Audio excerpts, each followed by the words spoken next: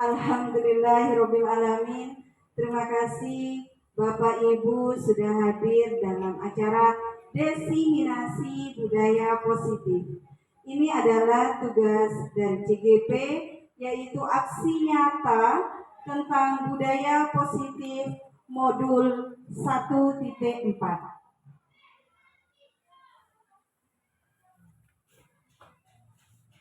Bapak Ibu, memang kita semua sudah mengenal saya, namun tidak ada salahnya jika saya memperkenalkan diri terlebih dahulu.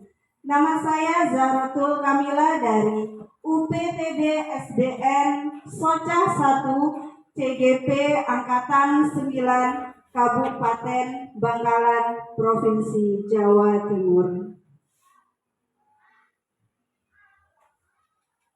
Tujuan kali ini adalah yaitu meningkatkan pengetahuan dan pemahaman tentang budaya positif. Yang kedua, terbentuknya motivasi intrinsik pada murid dengan pembuatan keyakinan kelas atau sekolah. Dalam pemahaman filosofi Ki Hajar Dewantara tentang budaya positif atau ekosistem positif, yaitu kita ambil contoh perbandingannya dengan hidup tumbuh-tumbuhan. Seorang petani dalam hakikatnya sama kewajibannya dengan seorang pendidik yang menanam padi misalnya.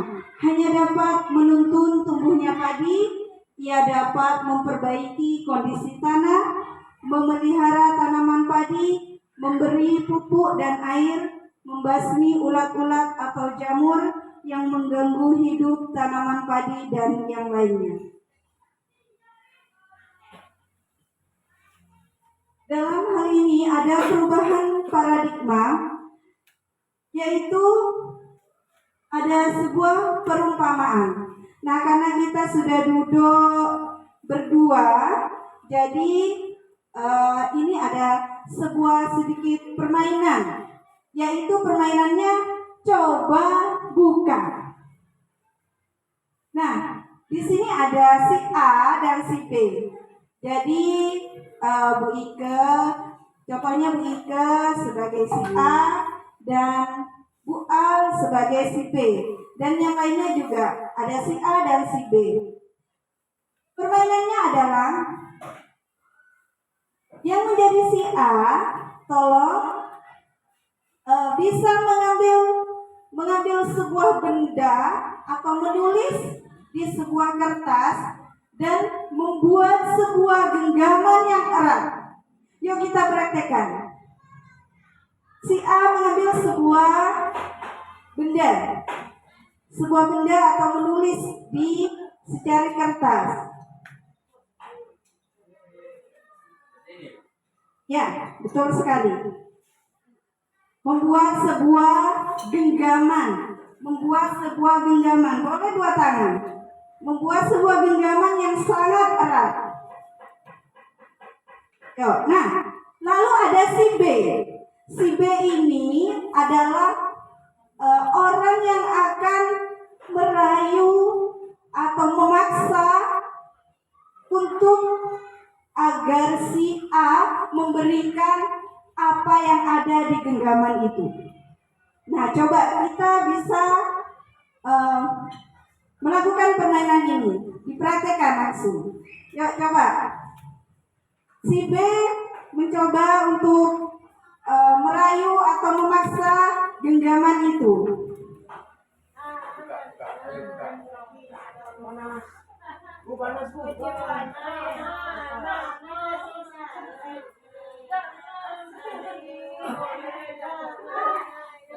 Tidak bakal dibuka.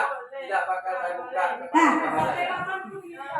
kira-kira apakah Anda akan membuka kepalan tangan Anda dengan bujukan, godaan, atau paksaan dari teman Anda si B? Coba bisa salah satunya, Bu Ani. Saya tidak siap. Dan saya tidak ingin membagikan benda ini kepada teman saya. Ya, boleh. Yang lainnya? Saya Oh ya. Saya akan membagikannya, tetapi dengan syarat dari saya. Oh ya, boleh. Ada satu lagi? Ibu Ika? Yang jadi si A? Oh ya, bukan? Saya akan membagikan jika memang bukan membagikan, tapi akan membagi apa yang ada di tangan saya jika memang teman saya itu memerlukan, membutuhkan apa yang ada di tangan saya. Ya, bagus. Ya, ya jadi bisa membuka atau menolak, akan bertahan, tidak akan membuka kepalan tangan. Nah, di sini adalah sesuai dengan kontrol diri masing-masing.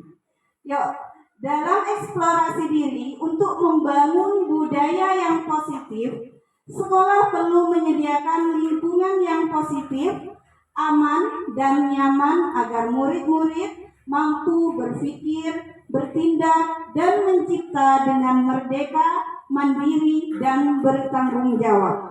Salah satu strategi yang perlu ditinjau ulang adalah bentuk disiplin yang dijalankan selama ini di sekolah-sekolah kita. Pembahasan disiplin kali ini akan meninjau materi tentang teori yang akan dikemukakan oleh Dian Gosen.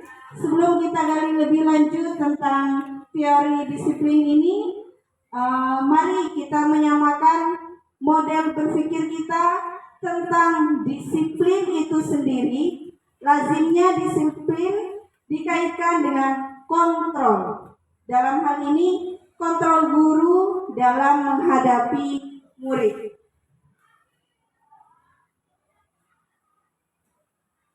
Di bawah ini adalah paparan dari Dr. William Glasser dalam kontrol teori untuk meluruskan beberapa miskonsepsi tentang kontrol. Ilusi guru mengontrol murid.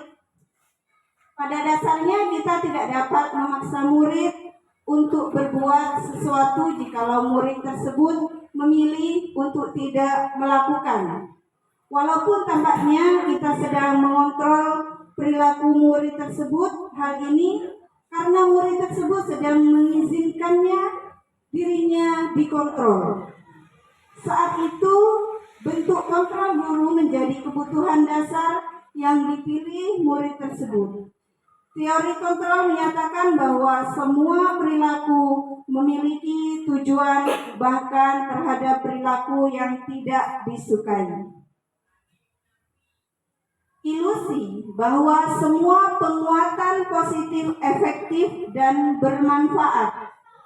Nah, di sini penguatan positif atau bujukan adalah bentuk-bentuk kontrol segala usaha untuk mempengaruhi murid agar mengulangi suatu perilaku tertentu. Adalah suatu usaha untuk mengontrol murid tersebut. Dalam jangka waktu tertentu kemungkinan murid tersebut akan menyadarinya dan mencoba untuk menolak bujukan kita, atau bisa jadi murid tersebut menjadi tergantung pada pendapat sang guru untuk berusaha. Selanjutnya, ilusi bahwa kritik dan membuat orang merasa bersalah dapat menguatkan karakter. Menggunakan kritik dan rasa bersalah untuk mengontrol murid menuju pada identitas gagal. Mereka belajar untuk merasa buruk tentang mereka. Mereka mengembangkan dialog diri yang negatif. Kadangkala sulit bagi guru untuk mengidentifikasi bahwa mereka melakukan perilaku ini. Karena seringkali guru cukup menggunakan suara halus untuk menyampaikan pesan negatif. Selanjutnya, ilusi bahwa orang dewasa itu memiliki hak untuk memaksa. Banyak orang dewasa yang percaya bahwa mereka memiliki tanggung jawab untuk membuat murid-murid berbuat hal-hal tertentu. Adapun yang dilakukan dapat diterima selama ada sebuah kemajuan berdasarkan sebuah pengukuran kinerja. Pada saat itu pula, orang dewasa akan menyadari bahwa perilaku memaksa tidak akan efektif untuk jangka waktu panjang dan sebuah hubungan permusuhan akan terbentuk. Bagaimana seseorang bisa berubah dari paradigma stimulus respon kepada pendekatan teori kontrol? Stephen R. Covey mengatakan bahwa bila kita ingin membuat kemajuan perlahan, sedikit-sedikit ubahlah sikap atau perilaku Anda. Namun bila kita ingin memperbaiki cara-cara utama kita, maka kita perlu mengubah kerangka acuan kita. Ubahlah bagaimana Anda melihat dunia, bagaimana Anda berpikir tentang manusia. Ubahlah paradigma Anda, skema pemahaman Anda, dan penjelasan aspek-aspek tertentu tentang realitas. Ini adalah stimulus respon lawan teori kontrol tentang pandangan tentang dunia. Dalam stimulus respon tentang dunia, realitas atau kebutuhan kita itu sama. Namun ketika di teori kontrol, realitas kebutuhan kita itu berbeda. Dalam stimulus respon, semua orang melihat hal yang sama. Namun kenyataannya dalam teori kontrol, setiap orang memiliki gambaran berbeda. Kita dalam stimulus respon, kita mencoba mengubah orang agar berpandangan sama dengan kita. Dalam teori kontrol, kita berusaha memahami pandangan orang lain tentang dunia. Dalam stimulus respon, perilaku buruk dilihat sebagai suatu kesalahan. Namun dalam teori kontrol, semua perilaku itu memiliki sebuah tujuan. Selanjutnya, dalam stimulus respon, orang lain bisa mengontrol saya. Namun dalam teori kontrol, hanya Anda yang bisa mengontrol diri Anda. Dalam stimulus respon, saya bisa mengontrol orang lain. Namun dalam teori kontrol, Anda tidak bisa mengontrol orang lain. Dalam stimulus respon, pemaksaan Anda pada saat rujukan gagal. Namun dalam teori kontrol, kolaborasi dan konsensus menciptakan pilihan-pilihan yang baru. Dalam stimulus respon, model berpikir itu menang kalah. Namun dalam teori kontrol, model berpikir menang-menang. Jadi tidak ada yang kalah.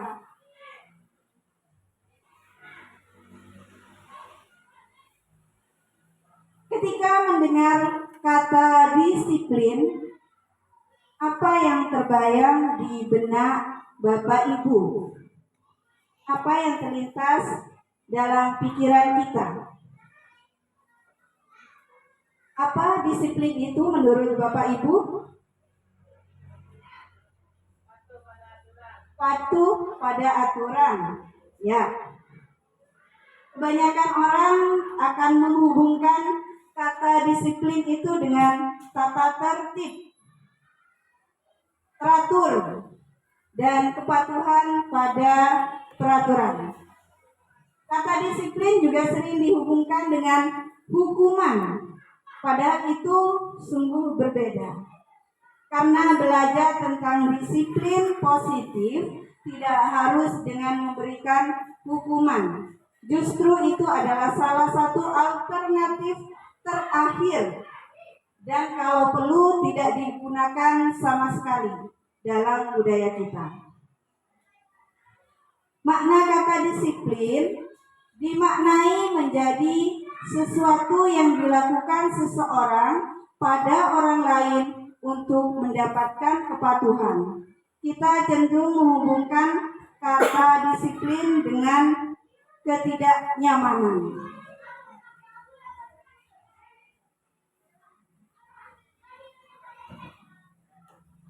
Bapak pendidikan kita Ki Hajar Dewantara mengatakan bahwa di mana ada kemerdekaan, disitulah harus ada disiplin yang kuat.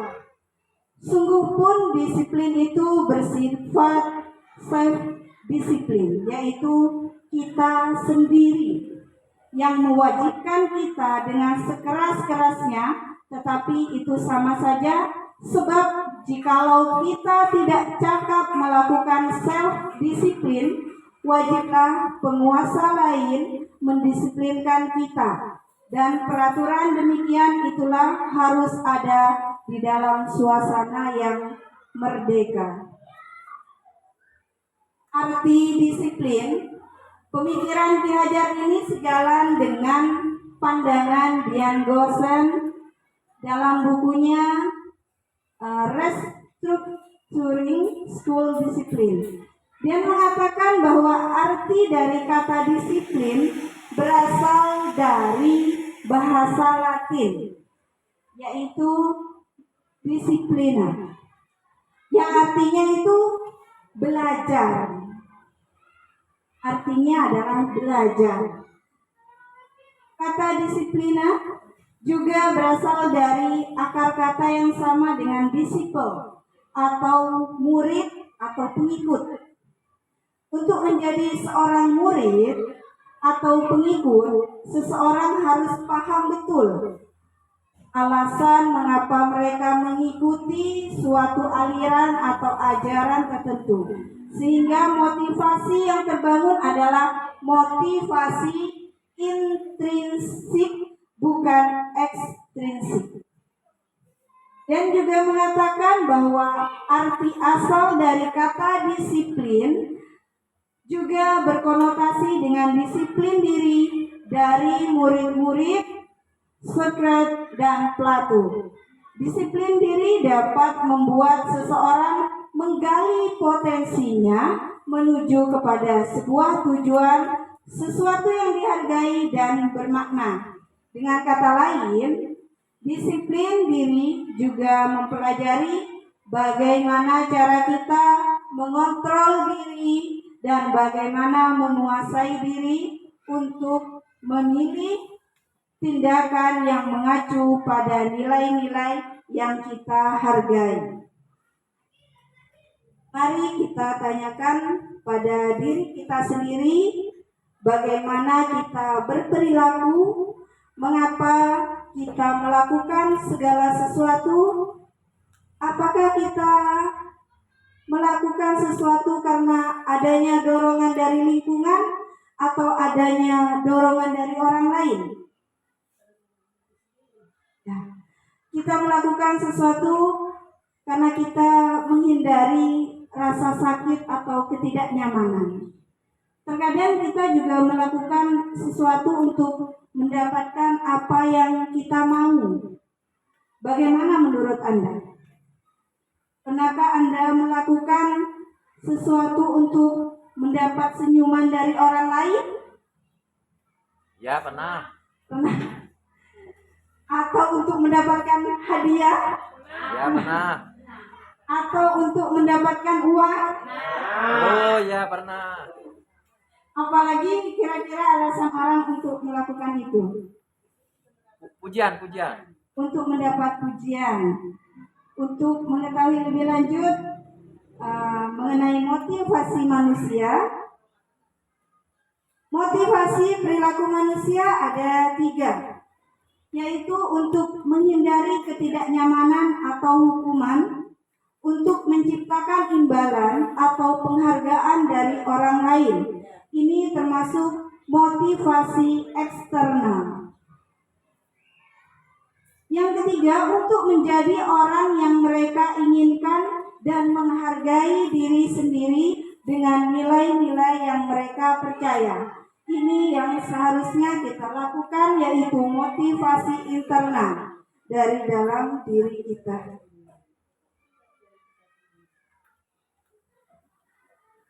Cara penerapan disiplin yang mengajarkan untuk bertanggung jawab dan menumbuhkan kesadaran diri berdasarkan nilai-nilai kebajikan, ini termasuk disiplin positif.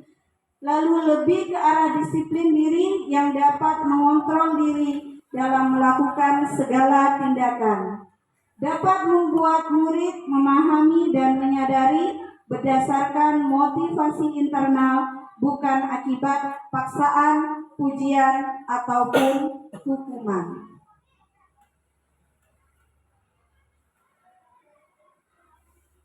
Nah, di sini adalah dari budaya positif ini, kita harus membuat lingkungan kita menjadi lingkungan yang positif, lalu membuat keyakinan kelas dari peraturan kelas.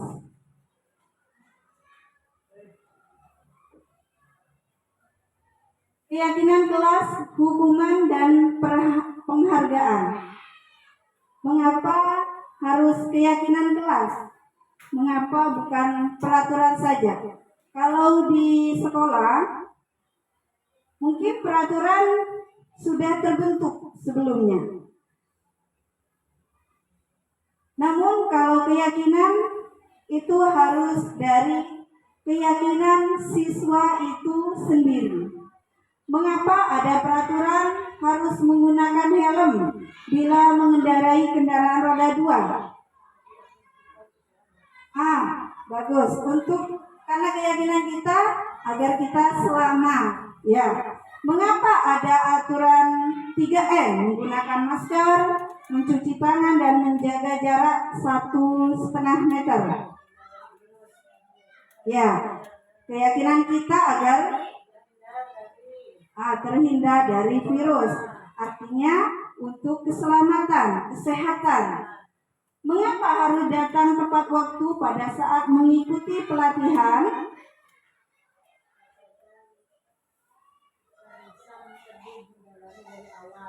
Jalani dari awal. Ini termasuk disiplin. Untuk mendukung motivasi intrinsik, kembali ke nilai-nilai atau keyakinan-keyakinan lebih menggerakkan seseorang dibandingkan mengikuti serangkaian peraturan-peraturan. Ini adalah perbedaan tentang peraturan dan keyakinan kelas atau nilai kebajikan yang dituju. Contohnya, jika di peraturan, selalu kembalikan buku ke tempatnya. Keyakinan kelasnya kita itu apa? Yaitu tanggung jawab. Dilarang mengganggu orang lain. Keyakinan kelas kita itu apa? Yaitu menghormati orang lain dan diri sendiri. Hadir di sekolah 15 menit sebelum pembelajaran dimulai. Keyakinan kelas kita itu apa? Menghormati orang lain. Komitmen pada tujuan atau berkomitmen. Dilarang melakukan kekerasan. Ya, mempunyai keyakinan adalah keselamatan, menghormati orang lain. Dilarang menggunakan narkoba. Keyakinan kita apa? Untuk kesehatan. Bergantian untuk menunggu giliran. Melatih kesabaran. Juga dapat menghormati orang lain. Gunakan masker untuk kesehatan, keselamatan. Jangan berlari di kelas atau koridor untuk keselamatan dan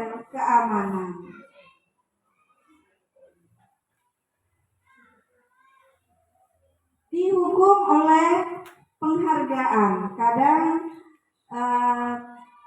pernah kita mungkin tidak sengaja atau kita menghukum murid dengan penghargaan. Pengaruh jangka pendek dan jangka panjang. Penghargaan menghukum, penghargaan dapat mengurangi ketepatan, dan penghargaan tidak efektif. Penghargaan dapat merusak hubungan. Nah,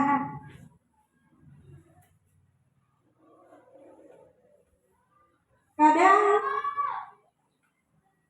kita kadang-kala kita jika anak-anak berbuat salah, kadang kita seringkali untuk menghukum. Namun hukuman itu tidak efektif agar anak itu bisa menurut.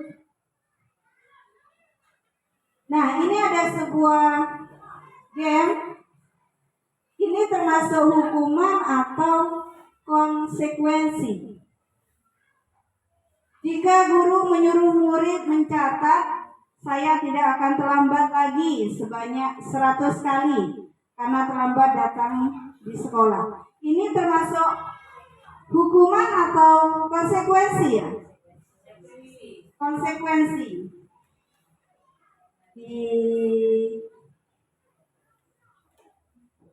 Menyuruh murid lari mengelilingi lapangan basket 2 kali karena terlambat hadir di sekolah. Hukuman atau konsekuensi? Ya, ada hukuman, ada konsekuensi. Kita kunci ya jawabannya. Meminta murid push up sebanyak 15 kali karena ke sekolah tidak memakai masker. Konsekuensi atau hukuman? Konsekuensi. Hukuman. Ya, dikunci. Tandanya tidak. Ya.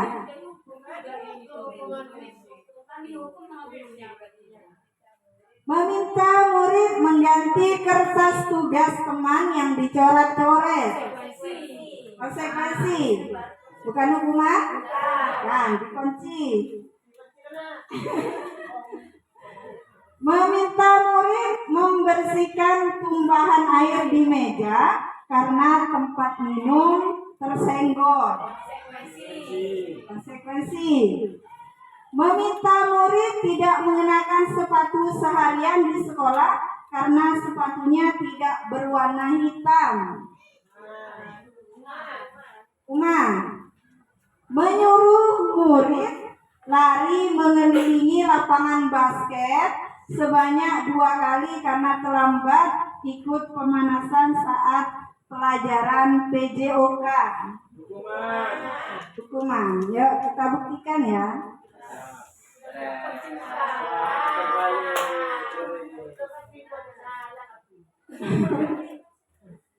Menyuruh murid mencatat saya tidak akan terlambat lagi sebanyak 100 kali karena terlambat datang di sekolah. Ini termasuk hukuman karena ini langsung diberikan oleh gurunya.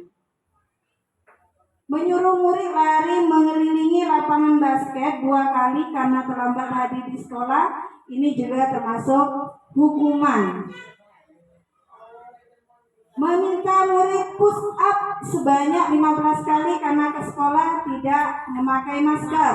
Ini adalah hukuman. Nah. Meminta murid mengganti kertas tugas teman yang dicoret-coret. Ini termasuk konsekuensi. Ya, konsekuensinya.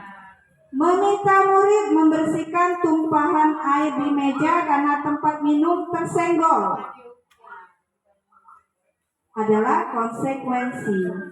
Meminta murid tidak mengenakan sepatu seharian di sekolah karena sepatunya tidak berwarna hitam. Ini adalah hukuman.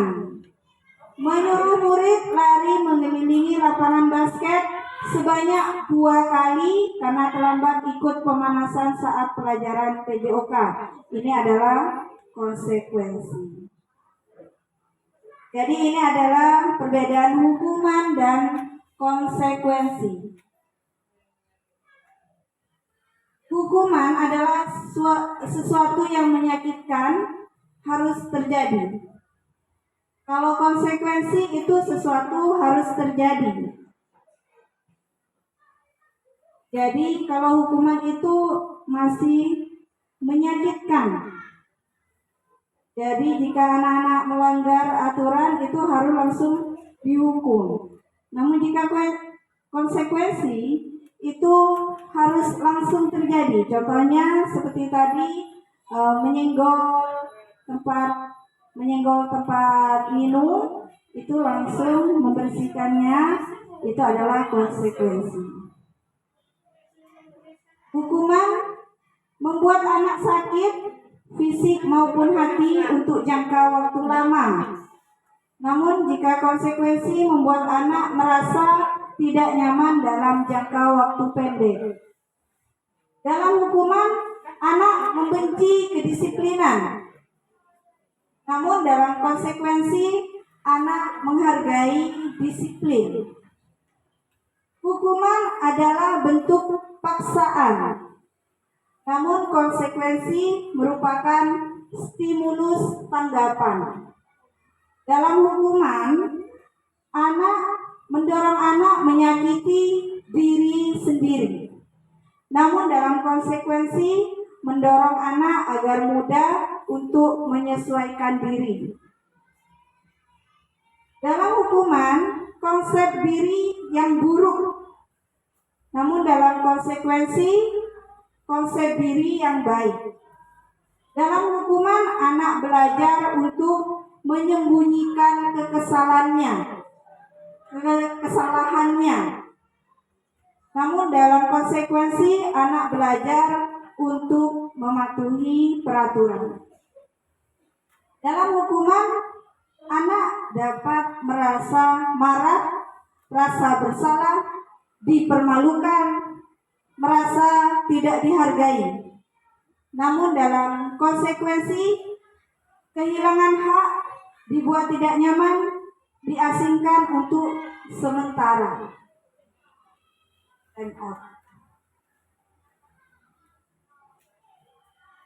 Kita akan belajar tentang 5 posisi kontrol kita sebagai seorang guru.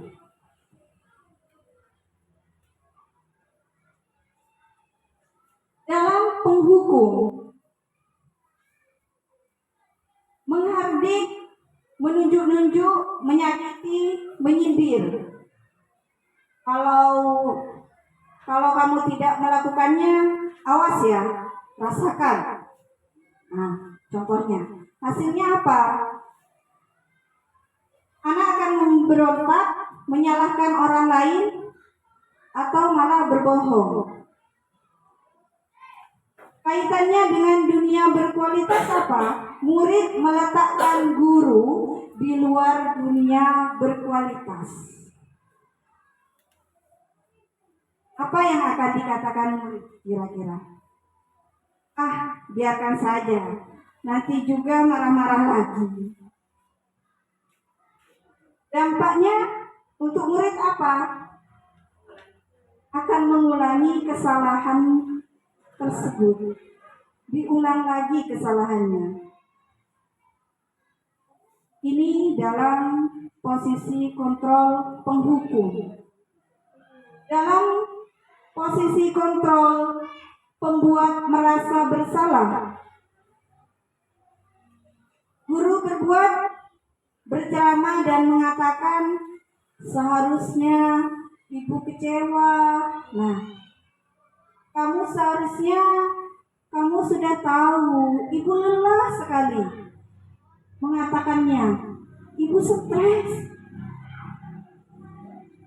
Nah, ini hasilnya apa? Menyembunyikan, dapat menyangkal, bahkan berbohong. Murid meletakkan guru di dalam dunia berkualitas. Apa yang akan dikatakan murid? Maafkan saya. Jadi dampaknya untuk murid akan merasa rendah diri.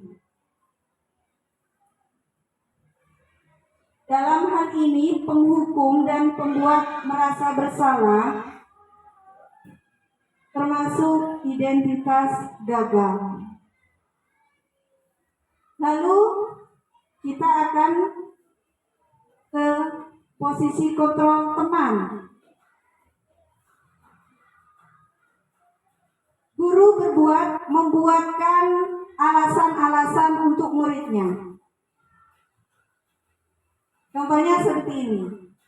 Ayolah, lakukan demi ibu. Masa kamu tidak mau?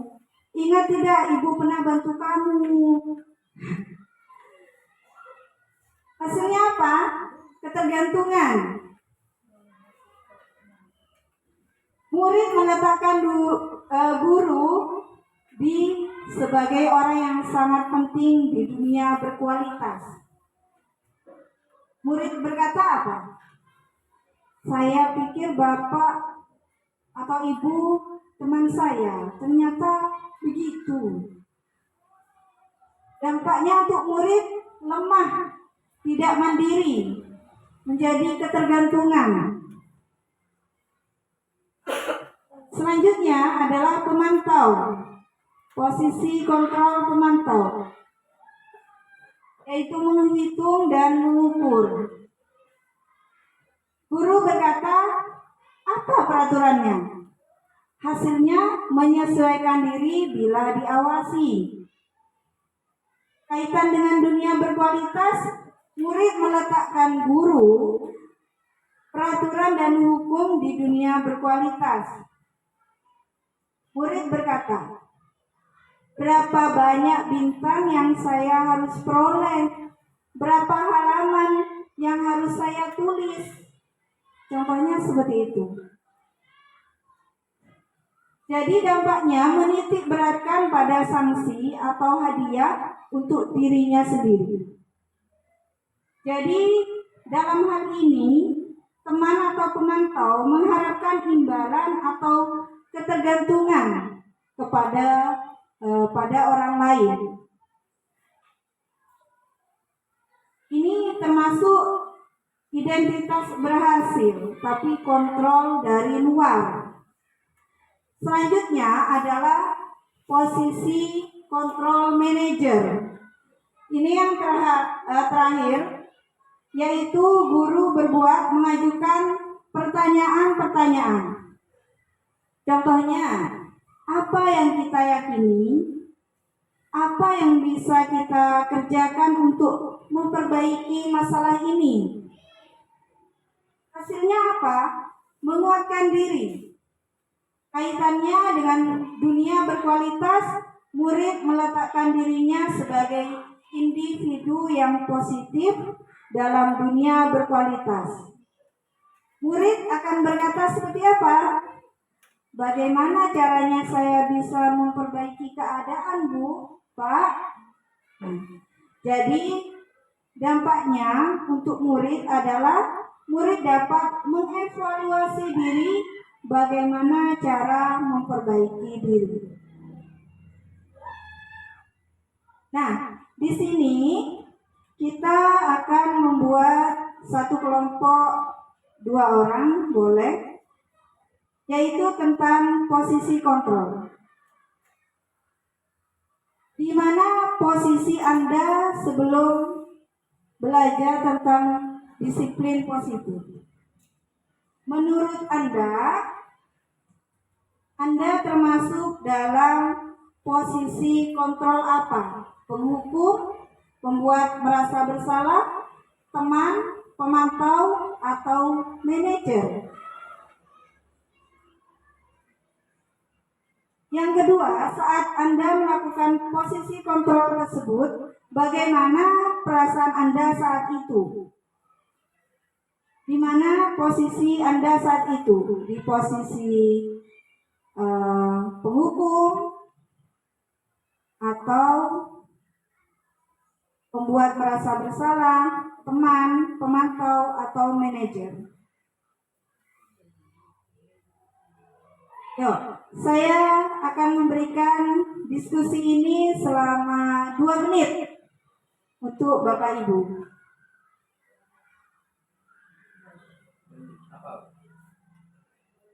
Ya, selama ini Bapak Ibu merasa bahwa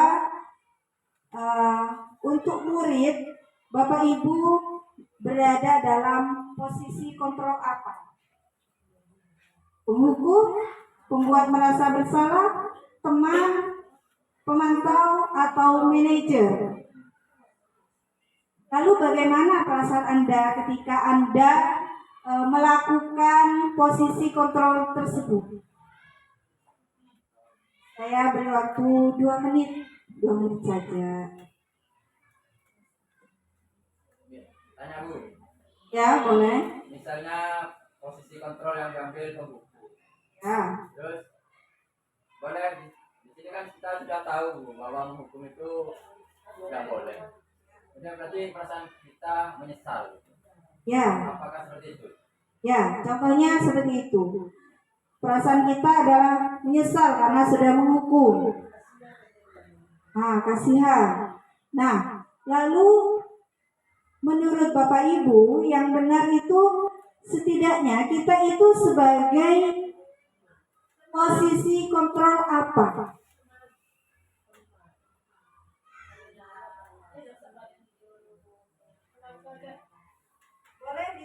Boleh diskusi selama 2 menit dengan teman sebangkunya.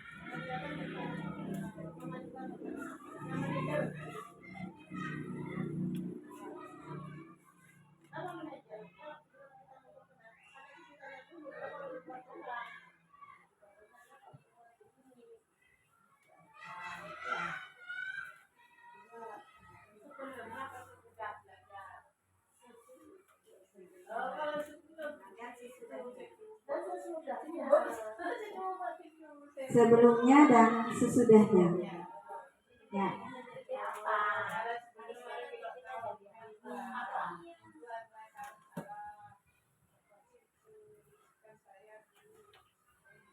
Ya, kita sebelum kita presentasikan dari hasil diskusi,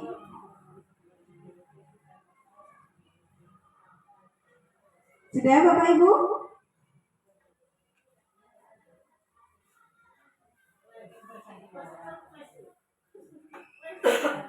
Siap? Siap? Nah, biar tidak tegang, coba kita tepuk semangat aja dulu. Yuk, tepuk semangat.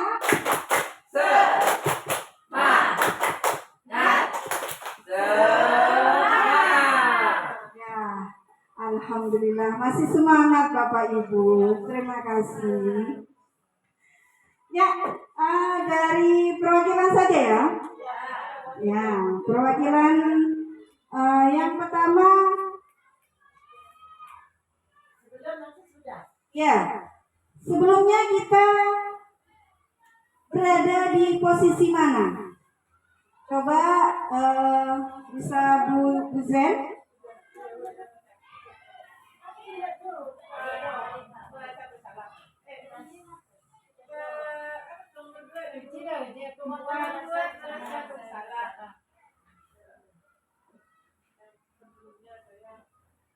Kalau menurut saya, posisi kontrol itu sebelum belajar kita memilih membuat merasa bersalah.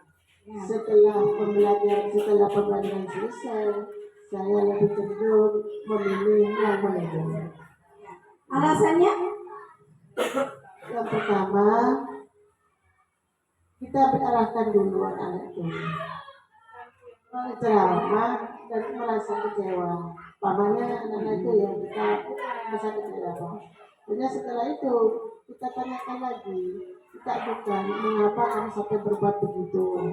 Sebenarnya tidak boleh. Tadi saran biar di hati anak-anak itu tidak merasa sakit, marah kan gitu. Maka bisa merasa meredah diri. Biar di sini sesuai dengan kurikulum Merdeka, belajar dengan senang. Makanya anak-anak disesuaikan dengan karakter, yaitu mengajak anak belajar dengan senang, rasa tidak dibebani. Terima kasih Bu Jen. Tepuk tangan dulu. Ya, jadi ketika sebelum belajar tentang disiplin positif ini, Bu Jen merasa bahwa posisi kontrol Bu Jen adalah sebagai pembuat merasa bersalah. Jadi Bu Jen merasa bahwa itu tidak benar karena dapat merendahkan diri anak. Nah, sekarang yang akan dilakukan adalah posisi kontrol sebagai manajer, yaitu lebih ke menghargai diri sendiri untuk anak. Jadi menggali tentang apa yang diinginkan anak, mengapa anak berbuat seperti itu. Jadi anak dapat mengevaluasi diri, bagaimana cara memperbaiki diri. Terima kasih Bu Jen. Tepuk tangan sekali lagi. Untuk kelompok lain, ada yang berbeda mungkin? Bu Al? Sama? Kawin?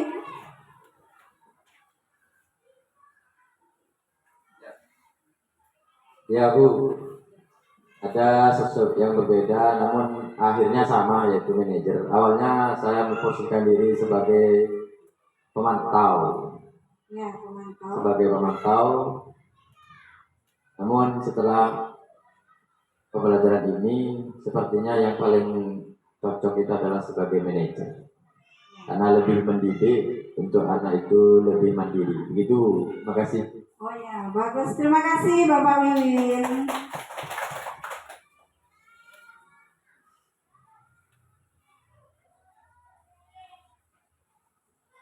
Nah, dalam kasus 2 ini sebenarnya ini tugas saya, tapi sudah dikerjakan. Ini ada sebuah kasus. Sabrina hari itu bangun terlambat dan terburu-buru sampai di sekolah. Dia pun akhirnya sampai di gerbang sekolah, tapi baru menyadari kalau tidak menggunakan sepatu hitam seperti tertera di peraturan sekolah. Di depan pintu kelas, Bapak Lukman memperhatikan sepatu Sabrina yang berwarna coklat. Sabrina berusaha menjelaskan bahwa dia terburu-buru dan salah mengenakan sepatu. Pak Lukman menanyakan Sabrina, apa peraturan sekolah tentang seragam warna sepatu. Sabrina menjawab, sudah mengetahui sepatu harus berwarna hitam, namun terburu-buru dan salah mengenakan sepatu.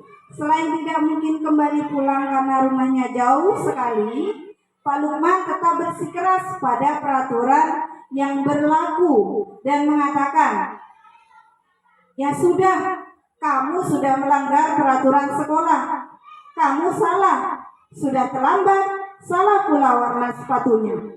Segera buka sepatumu kalau tidak bisa mengenakan warna sepatu sesuai peraturan. Sabrina meminta maaf dan memohon kembali kepada Pak Lukman agar tetap dapat mengenakan sepatunya dan berjanji tidak akan mengulang kesalahannya. Namun Pak Lukman tidak mau tahu. Tidak, kamu telah melanggar peraturan sekolah. Kalau tidak sanggup ambil sepatu di rumah atau diantarkan sepatu ke sekolah, ya sudah, kamu tidak bersepatu saja Sabrina seharian di sekolah. Sekarang copot sepatumu dan silakan belajar tanpa sepatu seharian.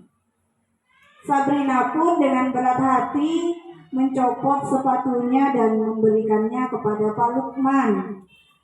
Seharian dia tidak berani berkeliling sekolah karena malu dan lebih banyak berdiam diri di kelas tanpa alas sepatu. Pertanyaannya, dalam kasus ini sikap posisi apa yang diambil oleh Pak Lukman kira-kira Bapak Ibu? Menghukum. Apa indikatornya?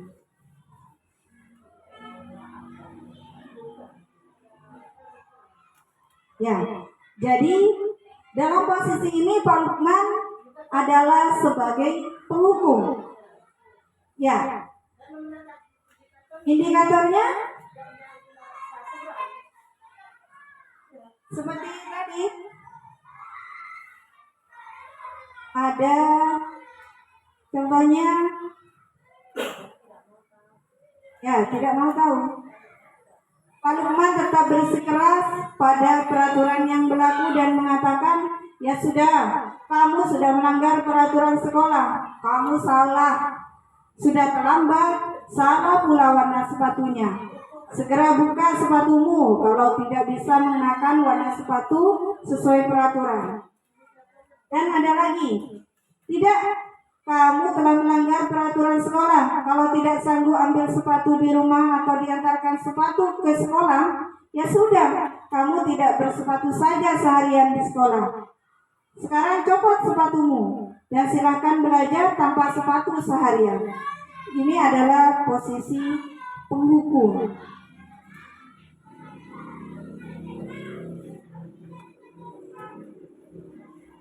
Bapak Lukman seharusnya bisa menjadi seorang manajer dengan memberikan sebuah pertanyaan-pertanyaan. Contohnya, apa keyakinanmu tentang sekolah? Apa kamu meyakini? Mengapa datang terlambat dan memakai sepatu bukan berwarna hitam? Apa bisa kejadian seperti ini tidak terulang lagi? Bagaimana cara agar di lain waktu tidak terlambat dan menggunakan sepatu yang tepat? Apakah perbaikan dari dirimu bisa ditunjukkan mulai besok? Nah, jadi pertanyaan-pertanyaan ini akan memberikan evaluasi diri kepada Sabrina. Bapak Ibu, jika Bapak Ibu sebagai kepala sekolah, ya, nilai kebajikan apa yang ingin dituju oleh peraturan yang seperti kasus tadi bahwa sepatu harus berwarna hitam. Nilai kebajikan.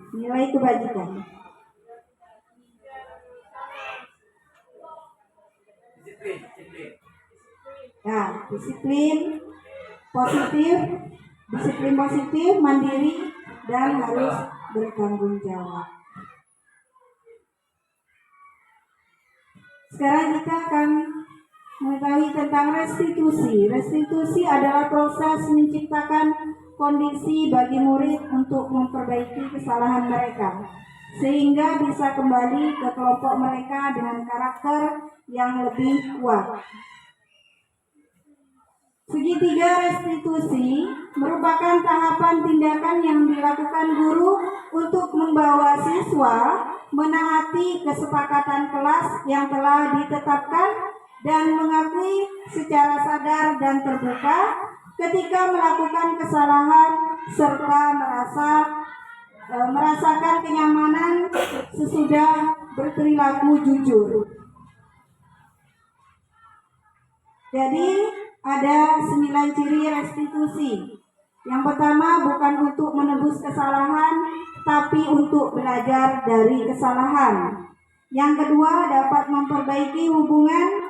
Yang ketiga, tawaran bukan paksaan. Yang keempat, menuntun untuk melihat ke dalam diri. Yang kelima, mencari kebutuhan dasar yang mendasari tindakan. Yang keenam, cara untuk memperbaiki diri. Yang ketujuh, fokus pada karakter bukan tindakan. Yang kesembilan, fokus pada solusi. Dan kesembilan, mengembalikan murid yang berbuat salah pada kelompoknya. Ini adalah segitiga restitusi. Ada validasi tindakan yang salah. Yang pertama, stabilkan identitas, validasi tindakan yang salah, dan menanyakan keyakinan. Contohnya, adakah cara yang kamu tentu punya alasan mengapa melakukan itu? Adakah cara yang lebih efektif untuk mendapatkan apa yang kamu butuhkan? Menanyakan keyakinan, nilai-nilai apa yang telah kita sepakati? Kamu ingin menjadi orang yang seperti apa? Ini adalah penjelasan tentang menstabilkan identitas.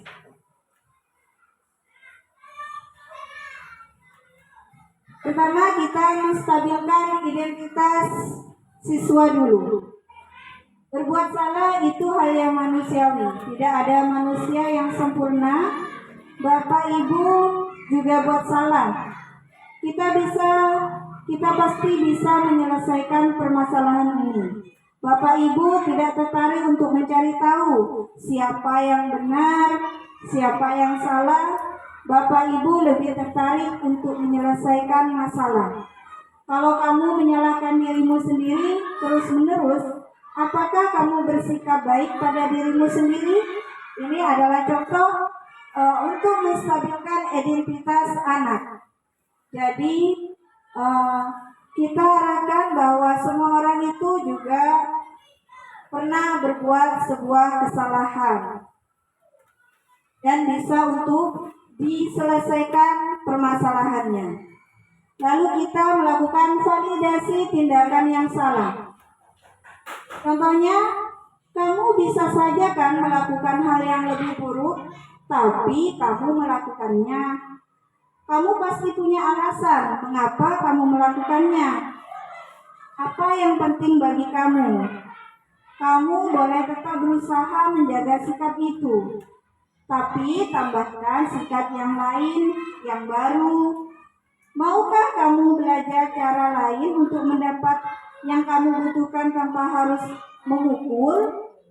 Apakah kamu bisa melakukan dengan lebih baik besok? Nah, ini adalah validasi tindakan yang salah. Jadi mulai mengarahkan bahwa anak itu mempunyai sebuah kesalahan, jadi bisa sadar sendiri. Lalu menanyakan keyakinan kelas kita. Apa nilai yang kita percaya di kelas atau sekolah kita? Nilai-nilai kebajikan atau keyakinan apa yang telah kita sepakati? Kelas yang ideal itu seperti apa sih? Kamu ingin jadi anak seperti apa? Apa yang kamu rasakan ketika kamu melakukan itu? Kamu menjadi orang yang seperti apa?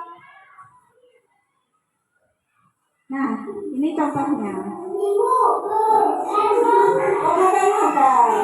Ya, taruh dulu.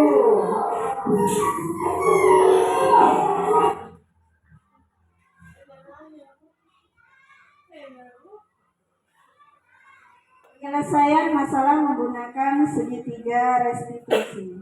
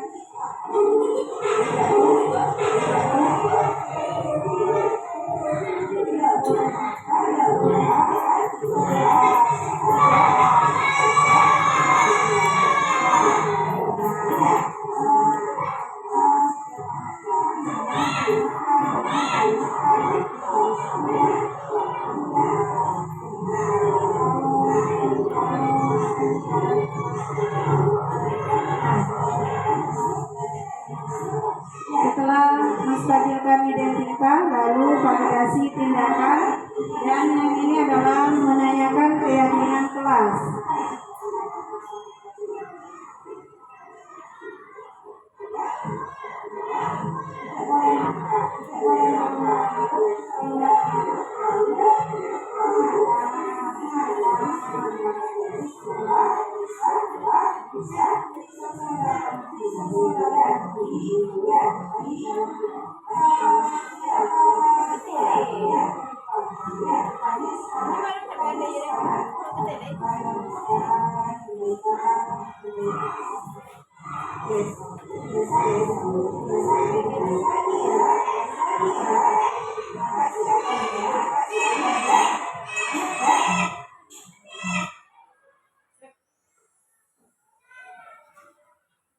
Ya, ini adalah contoh dari kasus ketika anak makan di dalam kelas.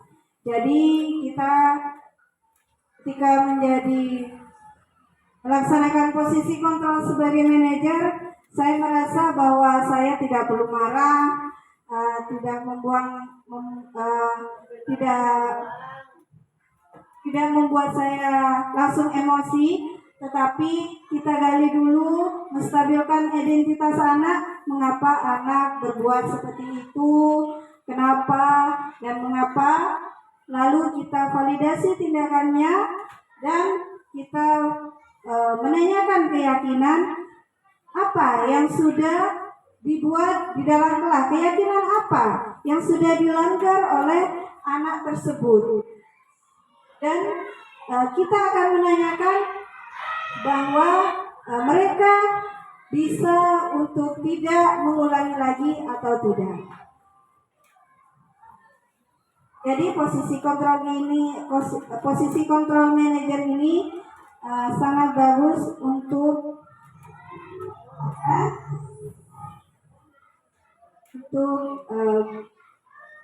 guru. Nah, selesai. Terima kasih Bapak Ibu.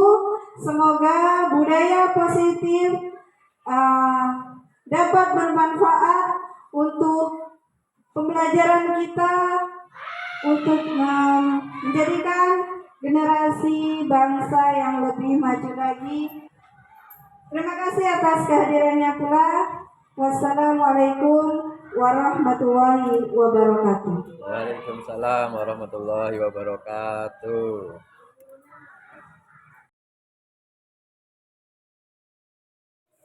Anak-anak, sekarang kita akan membuat sebuah keyakinan kelas.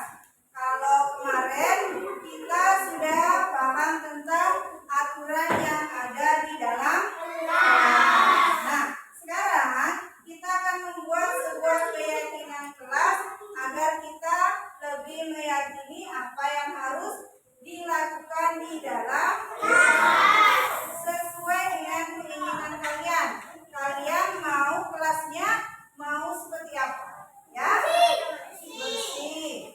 Bagus. Ya. Nah, boleh.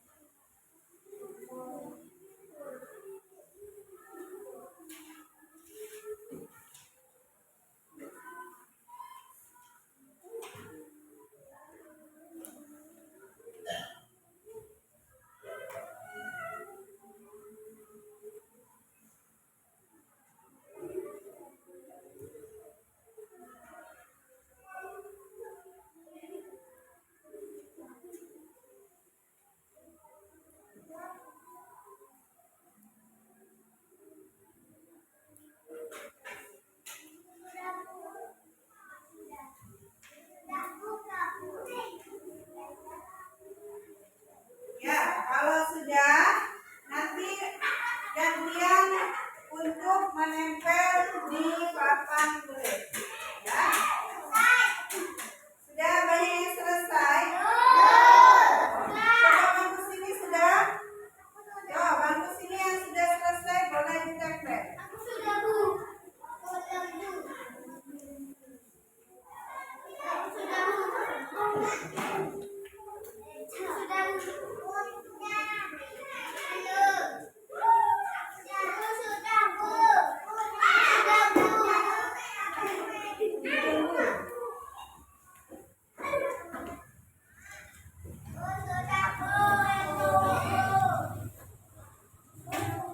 Ya, yang sudah bangku sini juga.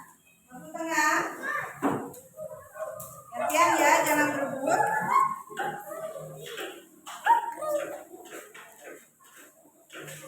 Berapa kebalik?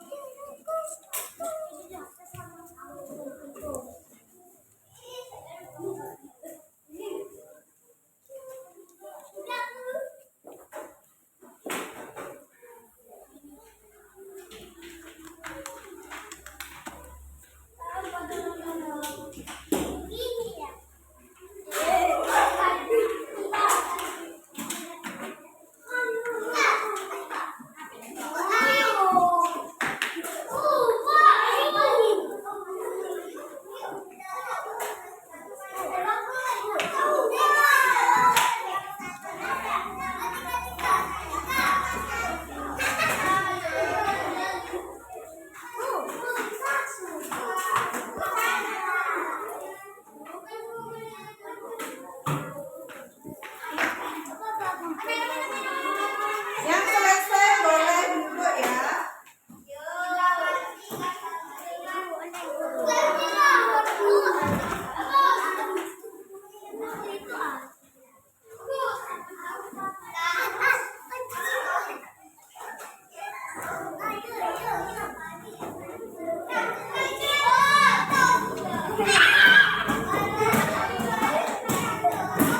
Yang mengumpulkan siapa?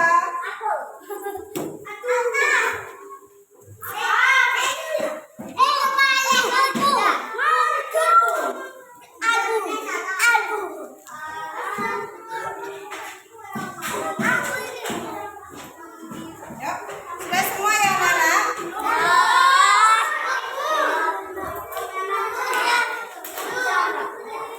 Ayo lanjut.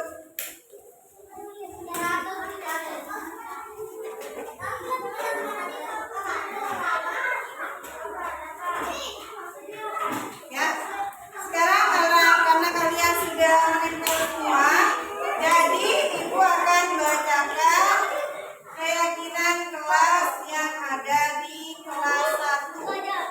Nah, saling menghormati, Nayut, makan dan minum saat jam istirahat. Ika, Alta makan dan minum saat jam istirahat. Jadi kalau makan pada waktu jam istirahat, tidak boleh pada saat jam pelajaran. Berbicara dengan sopan, Wani saling menghormati, Ardan saling tolong menolong. Nihaya disiplin dan tepat waktu. Bagus. Jadi harus disiplin dan tepat waktu. Arta saling menghormati, Ardan saling tolong menolong. Nah, ya bagus semuanya. Berarti keyakinan kelas kita itu apa? Saling tolong menolong,